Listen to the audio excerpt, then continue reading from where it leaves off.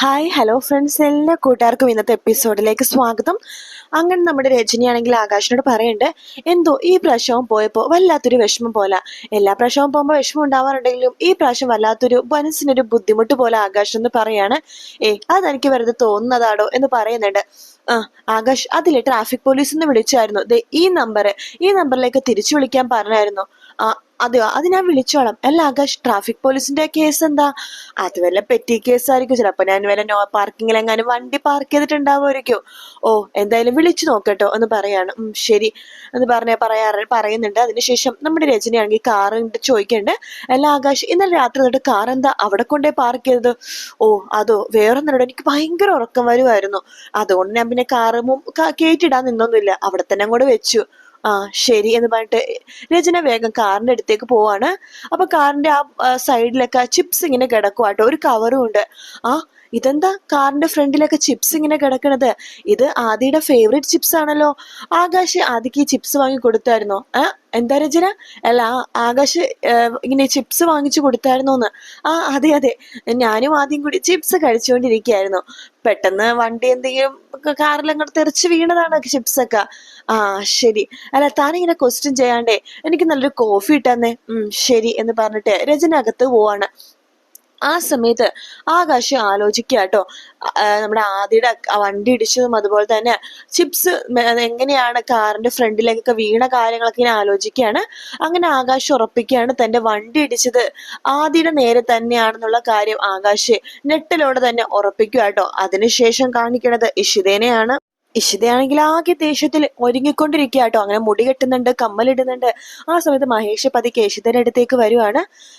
ഇഷിത, അതെ, ഭക്ഷണം കഴിച്ചില്ല. എന്താ, ദേഷ്യത്തിലാണോ? ഞാനെന്തിനാ ദേഷ്യം കാണിക്കണത്? എനിക്ക് ദേഷ്യമൊന്നുമില്ല. അല്ല, ഇന്നലെ വൈകി വന്നപ്പോ പെട്ടെന്ന് ആ ടെൻഷനിൽ ഞാൻ ചോദിച്ചതാണ് അങ്ങനെയൊക്കെ.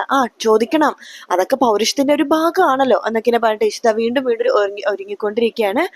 ഇഷിത എടുത്ത് മഹേഷ് ചോദിക്കണ്ടല്ല, ഇന്നലെ രാത്രി കോഫി ഹൗസിൽ ആരായിട്ടായിരുന്നു എന്ന് മഹേഷിനെ ചോദിക്കണ. ആരായിരുന്നു അതെന്ന് ചോദിക്കുമ്പോ ഇഷിത പറയുന്നുണ്ട്, അത് ആരായിരുന്നു പുന്നാര ചേച്ചിയും അതുപോലെ തന്നെ അമ്മയും വിധി എഴുതിയാലോ എന്റെ രഹസ്യ കാമുകനാണെന്ന്. അതുകൊണ്ട് അവരോട് എന്നെ ബാക്കിയും കൂടി ചോദിക്കുക എന്നിങ്ങനെ പറയാണ്. അല്ല ഇഷിത, ഇന്നലെ വൈകി വന്നപ്പോ ചിപ്പി ഭയങ്കര സങ്കടമായിരുന്നു. അതങ്ങനെ പാടില്ലല്ലോ.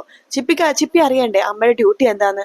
ചിലപ്പോഴേ ഞാൻ വൈകി വന്നതൊക്കെ ഇരിക്കും. ഞാനൊരു ഡോക്ടറാണ്. ചിലപ്പോൾ വൈകി വരും, ചിലപ്പോൾ വരാൻ പറ്റിയില്ലെന്ന് വരും. അതിനിങ്ങനെ ക്വസ്റ്റ്യൻ ചെയ്യേണ്ട കാര്യമൊന്നുമില്ല കേട്ടല്ലോ.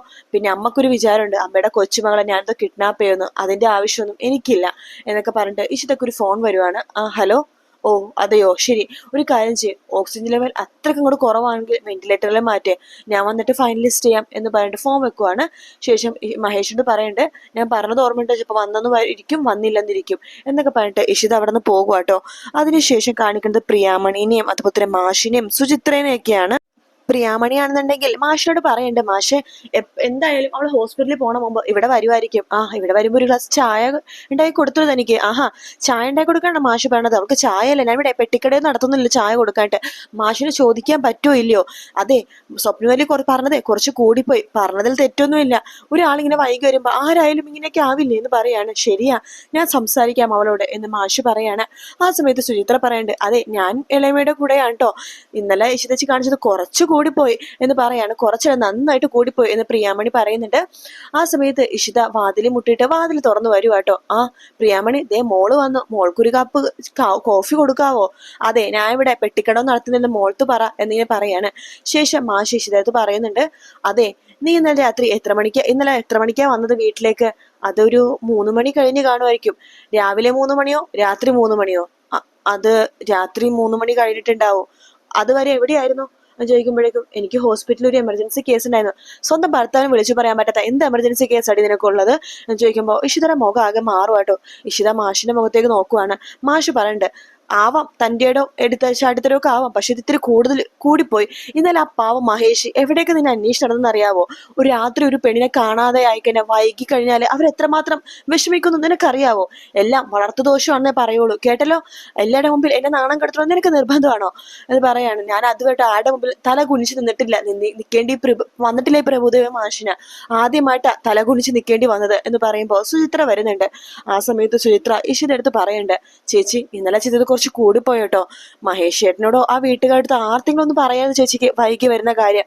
അത് ഞാൻ പെട്ടെന്ന് എമർജൻസി കേസ് ആയതുകൊണ്ട് പറയാൻ പറ്റിയില്ലെന്ന് പറയുമ്പോ പ്രിയാമണി പറയുന്നുണ്ട്, എന്ത് എമർജൻസി കേസിന്റെ ഇപ്പൊ കാര്യമെന്നാ നീ പറയുന്നത്? ഒന്നും വിളിച്ചു പറയാൻ പറ്റാത്ത എന്ത് എമർജൻസി കേസ് നിനക്ക് ഉള്ളതെന്ന് പറയുമ്പോഴേക്കും ഇഷിത ഒന്നും മിണ്ടാതിരിക്കുകയാണ്. കണ്ണൊക്കെ ആകെ നിറയുന്നുണ്ട്.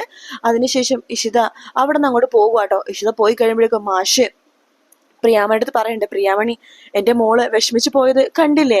എനിക്ക് തോന്നണില്ല അവളുടെ ഭാഗത്ത് തെറ്റുണ്ടെന്ന്, പക്ഷെ എനിക്ക് പറയേണ്ടി വന്നു എന്ന് പറയുമ്പോ സുചിത്ര പറയുന്നുണ്ട്, അതെ എനിക്കിപ്പോ തോന്നുന്നു ചേച്ചിയുടെ അങ്ങനെ കടുപ്പിച്ച് പറയേണ്ടിയിരുന്നില്ലെന്ന്. ശരിയാ, ചേച്ചിയുടെ ഭാഗത്ത് തെറ്റൊന്നുമില്ല. ഒരു ഡോക്ടറല്ലേ, ചിലപ്പോൾ എമർജൻസി കേസ് വിളിച്ചു പറയാൻ പറ്റില്ലെന്ന് വരും. ആ ഒരു ദേഷ്യത്തിൽ ഇത്രയൊന്നും പറയണ്ടായിരുന്നു നമ്മള് എന്നിങ്ങനെ പറയുമ്പോ പ്രിയാമണി കരയാണ്. ആ സാരമില്ല എന്ന് പറഞ്ഞിട്ട് പ്രിയാമണി കരഞ്ഞുകൊണ്ട് അകത്തേക്ക് പോവാട്ടോ. ആ സമയത്ത് മാഷ് പറയുന്നുണ്ട് സുചിത്രയുടെ അടുത്ത്, സുചി പ്രിയാമണിയുടെ അടുത്തേക്ക് പോ, അവൾ ആകെ വിഷമത്തിലാണ് എന്നിങ്ങനെ പറയണ്ട്. ശരി അളയച്ച എന്ന് പറഞ്ഞിട്ട് വേഗം തന്നെ സുചിത്ര നമ്മുടെ പ്രിയാമണിയുടെ അടുത്തേക്ക് റൂമിലേക്ക് പോവാട്ടോ. മാഷിനും ആകെ വിഷമവുന്നുണ്ട്. മാഷും ആകെ കരഞ്ഞിരിക്കുകയാണ്. ഇഷിത ഹോസ്പിറ്റലിൽ ഇരിക്കുന്ന സമയത്തും ആദിനെ കുറിച്ചുള്ള ഓർമ്മകൾ തന്നെയാട്ടോ. ആദിനെ വണ്ടി ഇടിച്ചതും ആദ്യം തലകറങ്ങി അവിടെ വീണതും പൊക്കിയെടുത്തോണ്ട് ഹോസ്പിറ്റലിലേക്ക് വന്നതും അതൊക്കെ ആലോചിച്ചിട്ട് ഇഷിത ആകെ നിൽക്കുവാണ്. എന്തായാലും ആദിനൊന്ന് പോയി കാണാം എന്ന് വിചാരിച്ചിട്ട് ഇഷിത അവിടെ നിന്ന് എഴുന്നേൽക്കുമ്പോഴേക്കും ആ ന്യൂറോളജിസ്റ്റ് ഇഷിതയുടെ അടുത്തേക്ക് വരുന്നു കേട്ടോ. ആ ഞാൻ ഡോക്ടറെ കാണാൻ വരുമായിരുന്നു. എങ്ങനെയുണ്ട് ഡോക്ടർ ആ കുട്ടിക്ക്? അത് സത്യം പറഞ്ഞു കഴിഞ്ഞാൽ ഞാൻ ഇഷിത ഡോക്ടർ വരാൻ കാത്തിരിക്കുമായിരുന്നു. കുട്ടിയുടെ കാര്യം കുറച്ച് സീരിയസ് ആണ്. അവന് പുറമെ പരിക്കുകളൊന്നും തന്നെ ഇല്ല, പക്ഷെ നല്ല ഹെഡ് ഇഞ്ചുറി ഉണ്ട്. അവന് അംലീഷിയാണ് എന്ന് പറയാണ്. അയ്യോ ഡോക്ടർ എന്ന് പറയുമ്പോ സാരില്ല, അവനിപ്പോ ഇവിടെ ആക്സിഡന്റിന് മുമ്പുള്ള കാര്യങ്ങളൊന്നും തന്നെ ഓർമ്മയില്ല. ആക്സിഡന്റ് കഴിഞ്ഞ കാര്യങ്ങൾ മാത്രമേ ഓർമ്മയുള്ളൂ. അവന് ആക്സിഡന്റ് സംഭവിച്ചത് പോലും അവന് ഓർമ്മയില്ല. എല്ലാ ടെസ്റ്റും നടത്തി നോക്കി, മാറി മറിച്ചൊക്കെ നോക്കി. പക്ഷെ ഇത് താൽക്കാലിക അംലീഷ്യ മാത്രമാണ്, ഓർമ്മക്കുറവ് എന്നാണ് ഉദ്ദേശിക്കുന്നത്. ഓർമ്മക്കുറവ് മാത്രമാണ്. അത് ചിലപ്പോൾ 1-2 ദിവസം ചിലപ്പോൾ ഓർമ്മ തിരിച്ചു കിട്ടാം, ചിലപ്പോൾ ഒരാഴ്ചക്കുള്ളിൽ തിരിച്ചു കിട്ടാം, ചിലപ്പോൾ 1 മാസത്തിനുള്ളിൽ തിരിച്ചു കിട്ടാം, എപ്പോ വേണമെങ്കിലും തിരിച്ചു കിട്ടാം. പക്ഷെ ഇപ്പൊ അവൻ എന്തായാലും ഓർമ്മക്കുറവ് നന്നായിട്ടുണ്ട്. അവൻ ആരാണെന്നോ എന്താണെന്നോ ഒന്നും തന്നെ അവൻ അറിയില്ല. എന്നിട്ടിപ്പോ കുട്ടി എവിടെയുണ്ട്? ഇവിടെ നമ്മുടെ റൂമിൽ തന്നെ മാറ്റിയിട്ടുണ്ട്. ശരി, ഞാനന്ന് അവനെ പോയി കാണട്ടെ എന്ന് പറയാണ്. ഓ തീർച്ചയായിട്ടും എന്ന് ന്യൂറോളജിസ്റ്റ് പറയണ്ട്. ഇഷിത പറയണ്ട്. അതിനുശേഷം എന്താ വെച്ചാൽ നോക്കാം. ആക്സിഡന്റ് നടന്ന രീതിയൊന്നും ഒന്നും അവനെ കണ്ടാൽ തോന്നില്ല. ഒരു നോർമൽ ആയിട്ട് തന്നെയാണ് അവൻ ഇരിക്കണത്. ശരി, ഞാൻ അവനെ പോയി കാണട്ടെ എന്ന് പറഞ്ഞിട്ട് ഇഷിത നേരെ ആദ്യയുടെ റൂമിലേക്ക് പോവാട്ടോ. ആദ്യമാണെങ്കിൽ ഉറക്കമൊക്കെ ഒഴിഞ്ഞ് പതുക്കെ എഴുന്നേക്കുവാണ്. എഴുന്നേറ്റ് അവിടെ ഇവിടേക്ക് ഇങ്ങനെ നോക്കിയിട്ട് അവിടെ തന്നെ ഇങ്ങനെ ഇരിക്കുന്ന സമയത്ത് ഇഷിത പതുക്കെ റൂമിലേക്ക് വാതിൽ തുറന്ന് വരുന്നുണ്ട് കേട്ടോ. ഇഷിത പതുക്കെ നമ്മുടെ ആദ്യയുടെ അടുത്തേക്ക് ഇരിക്കുകയാണ്. ആദ്യ പെട്ടെന്ന് തിരിഞ്ഞു നോക്കുമ്പോഴേക്കും ഇഷിത തന്നെ കാണുന്നുണ്ട്. ആ എന്ന് പറയുമ്പോഴേക്കും, ആ മോനെ എന്നെ മനസ്സിലായോ? ആ അത് ഒന്ന് ആലോചിച്ച് നോക്കിയേ, എന്നെ കണ്ട എന്തെങ്കിലും ഓർമ്മ മോനുണ്ടോ? ആ പിന്നെ എനിക്ക് ഓർമ്മയില്ലാതിരിക്കോ? എന്റെ അമ്മയല്ലേ മോനെ? അത് എന്റെ അമ്മ തന്നെയാ എന്ന് പറഞ്ഞിട്ട് അമ്മേ എന്ന് പറഞ്ഞിട്ട് കെട്ടിപ്പിടിക്കുകയാണ്. എന്തിനാ അമ്മ ഞങ്ങൾ ഇവിടെ വന്നത്? അമ്മേ എനിക്ക് എന്താ അമ്മേ സംഭവിച്ചത്? എനിക്കൊന്നും ഓർക്കാൻ പറ്റുന്നില്ല അമ്മേ. അതോ ഞാൻ മോന്റെ അമ്മ തന്നെയാ കേട്ടോ. എനിക്കറിയാം എന്റെ അമ്മേനെ, എന്റെ അമ്മ തന്നെയാ. എനിക്ക് എന്താ സംഭവിച്ചത്? എനിക്കൊന്നും ഓർക്കാൻ പറ്റുന്നില്ലല്ലോ അമ്മേ എന്ന് പറയുമ്പോ, അതോ അതെ മോന് സൈക്കിൾ ചവിട്ടിപ്പോയത് ഓർമ്മയുണ്ടോ സ്കൂളിൽ പോകാനായിട്ട്? ഇല്ല. എന്നാലേ മോനെ സൈക്കിൾ ചവിട്ടിട്ടാ സ്കൂളിൽ പോകാൻ പോയത്. അപ്പോഴേ മോൻ ചെറുതായിട്ടൊന്ന് വീണു, തലയിടിച്ചിട്ടേ. അപ്പൊ മോന്റെ ഓർമ്മശക്തി ചെറുതായിട്ടൊന്ന് പോയി. അതെയോ? അപ്പൊ എനിക്കിനി എപ്പോഴാ ഓർമ്മ കിട്ടുന്നത്? അത് ഉടനെ കിട്ടും മോനെ, പെട്ടെന്ന് തന്നെ കിട്ടും കേട്ടോ. അമ്മ ഞാൻ ഏത് സ്കൂളിലാണ് പഠിക്കുന്നത്? അതോ ഇവിടെ അടുത്തൊരു സെന്റ് മേരീസ് സ്കൂൾ. അവിടെയാണല്ലേ? അപ്പോ നമ്മുടെ വീട് എവിടെയാ? നമ്മുടെ വീട് ഇവിടെ അടുത്ത് തന്നെയാ. ശരി ശരി അമ്മേ, നമുക്കെന്നാ വീട്ടിലേക്ക് പോവാ. അയ്യോ മോനെ, വീട്ടിലേക്ക് ഇപ്പൊ പോകാൻ പറ്റില്ല.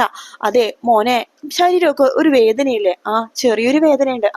വേദന മാറാണ്ട് പോവാൻ പറ്റില്ല മോനെ എന്ന് പറയാണ്. അതെയോ? ഇത് പറഞ്ഞോണ്ടിരിക്കെ തന്നെ ഡോക്ടർ അങ്ങോട്ടേക്ക് വരുന്നുണ്ട് കേട്ടോ, ന്യൂറോളജിസ്റ്റ്. മോനെ എഴുന്നേറ്റോ? അല്ല മോനെ, ഇതാരാന്ന് മനസ്സിലായോ? പിന്നെ ഇതെന്റെ അമ്മയാ ഡോക്ടറെ, ഇതേ എന്റെ അമ്മ. ആഹാ കൊള്ളാലോ. ഡോക്ടറെ, പിന്നെ എനിക്ക് എന്താ സംഭവിച്ചെന്നറിയാവോ? ഞാൻ സൈക്കിളിൽ പോയപ്പോഴേ വീണതാ. അപ്പൊ തലയിടിച്ച് വീണു. അപ്പൊ എനിക്ക് ഓർമ്മശക്തി നഷ്ടപ്പെട്ടു. ഇതൊക്കെ മോനോട് ആരാ പറഞ്ഞ? എന്റെ അമ്മ പറഞ്ഞു. ശരിയാ, മോൻ അങ്ങനെയാട്ടോ വീണത് എന്ന് ന്യൂറോളജിസ്റ്റും പറയാണ്. അല്ല മോനൊരു ഇഞ്ചക്ഷൻ എടുക്കാനുണ്ട്. അയ്യോ എന്ന് പറയുമ്പോഴേക്കും വിശദ ചോദിക്കണ്ടേ, എന്താ മോനെ ഇഞ്ചക്ഷൻ പേടിയാണ്? ചെറിയ പേടിയുണ്ട് എന്ന് ആദ്യം പറയാണ്. സാരില്ല കേട്ടോ, അമ്മേനെ കെട്ടിപ്പിടിച്ചിരുന്നു, ഇഞ്ചക്ഷൻ എടുക്കണത് അറിയില്ല. ശരിയെന്ന് പറഞ്ഞിട്ട് ഇഷിതനെ കെട്ടിപ്പിടിച്ചിരിക്കുകയാണ് ആദി. ആ സമയത്ത് ഡോക്ടർ ഒരു ഇഞ്ചക്ഷൻ കൊടുക്കുന്നുണ്ട്. ഇഷിത ചോദിക്കണ്ട്, എന്താ മോനെ വേദന എടുത്തോ? ഇല്ല, അമ്മേനെ കെട്ടിപ്പിടിച്ചിരുന്നപ്പോഴേ എനിക്ക് വേദന എടുത്തില്ല എന്ന് പറയാണ്. ആ സമയത്ത് ന്യൂറോളജിസ്റ്റ് ആദ്യ അടുത്ത് പറയണ്ട്, മോനെ അതെ എനിക്ക് അമ്മയടുത്ത് കുറച്ച് സംസാരിക്കാനുണ്ട്. ഞാൻ അമ്മയടുത്ത് സംസാരിച്ചോട്ടെ? സംസാരിച്ചു അമ്മ, സംസാരിച്ചിട്ട് പെട്ടെന്ന് വരണം കേട്ടോ. വരാം മോനെ എന്ന് പറയാണ്. അങ്ങനെ ഇഷിത ന്യൂറോളജിസ്റ്റിന്റെ കൂടെ തന്നെ പുറത്തേക്ക് പോകുവാട്ടോ. ഇഷിത അടുത്ത് പുറത്തിറങ്ങുമ്പോഴേക്കും ആ ന്യൂറോളജിസ്റ്റ് ചോദിക്കേണ്ട, ഇഷിത ഡോക്ടർ ആ കുട്ടിയുടെ അമ്മയായല്ലേ? അതെ, അങ്ങനെ ആവേണ്ടി വന്നു. എന്നെ കണ്ടപ്പോ തന്നെ അവൻ ആദ്യം ചോദിച്ചത് അമ്മയല്ലേന്നാ. അതൊരു കണക്കിന് നന്നായി. അവന് ഓർമ്മശക്തി കിട്ടാനായിട്ട് അത് കുറച്ച് സഹായിക്കും. അല്ല, നമുക്ക് ഈ കാര്യം പോലീസിൽ അറിയിക്കണോ? ആക്സിഡന്റ് കേസ് ആയതുകൊണ്ട് വേണ്ട, ഇപ്പൊ എന്തായാലും ഒന്നും അറിയിക്കണ്ട. ഈ കുട്ടിയുടെ പാരന്റ്സ് എന്തായാലും കാണാതായി കഴിഞ്ഞാൽ പരാതിപ്പെടും. ചിലപ്പോ പത്രത്തിലോ ടിവിയിലോ ആരും എവിടെയെങ്കിലും ന്യൂസ് കൊടുക്കാതിരിക്കില്ല. അവരന്വേഷിച്ചു വരട്ടെ, അപ്പൊ നമുക്ക് പറയാം. ഈ കുട്ടിനെ കിട്ടിയ സാഹചര്യം ആ സമയത്ത് നമുക്ക് എന്തെങ്കിലും പറയാം എന്ന് പറയാണ്.